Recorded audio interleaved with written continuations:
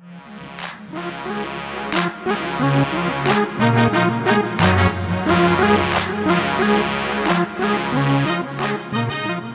along to the most important of all, it's so important that I actually put in a separate with 5 subcategories within it, and that's collecting marketing intelligence on the internet. This is so important, and it almost talks for itself, as we've all surfed the web and seen that there is an endless amount of data out there.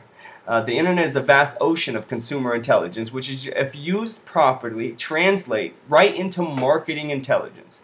According to Kotler and Keller, there are 5 main ways marketers can research competitors' products, strengths, and weaknesses online.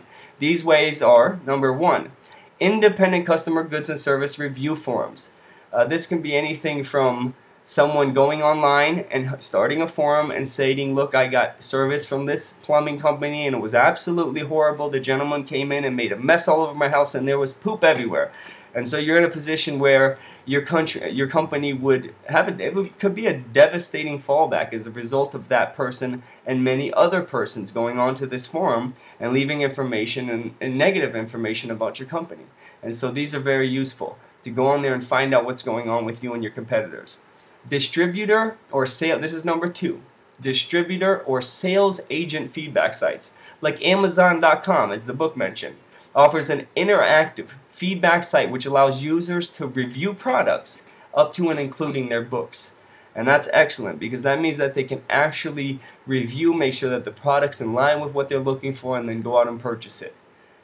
In addition to that, by being a company, you can find out what consumers are reviewing, what they're going after, and make sure that that's something that is in stock. Make sure that you have plenty of that product. Moving on to number 3. Combo sites offering customer review and expert opinion.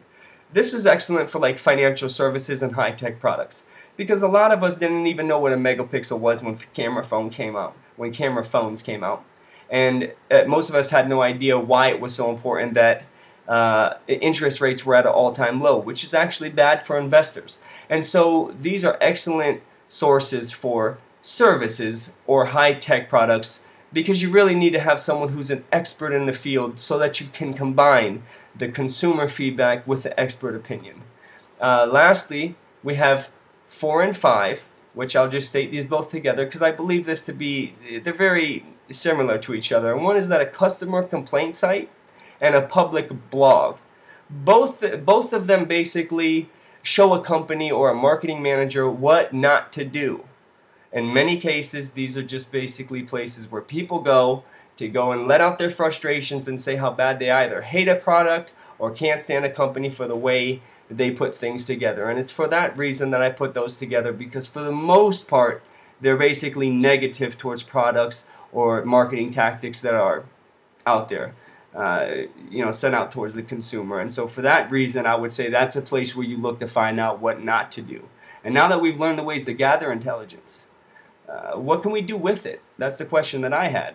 Well, Kotler and Keller suggest that you communicate it as well as act on it. The competitive intelligence function works best when it's closely coordinated with the decision-making process. This is especially important to do now that the internet and social media is such an important aspect of people's lives. Just think about how fast information spreads. 2 excellent examples are how a company can use their advantage are used by Kotler and Keller. First, the StubHub, which I had mentioned before, in which a Yankees game was rained out. Fans were confused and frustrated on how they were going to get a refund or another ticket to another game.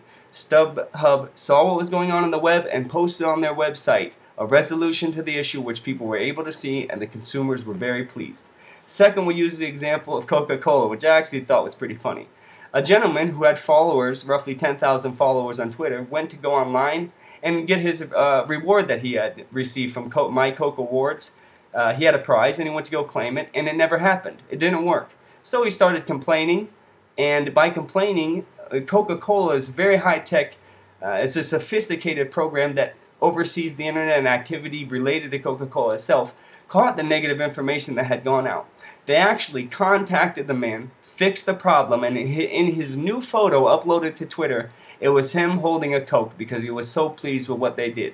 And so that's an excellent example of what can be happened if you're able to use the web to your advantage. Hopefully, as a result of this video, students have a better understanding of what it means to gather market intelligence in a balanced way, so that the information can be used advantageously to the benefit of the company's marketing team, as well as to meet and exceed the expectations of their consumers while staying in front of their competition. Thank you very much, and this is Sulieman Rafraf representing Team 1.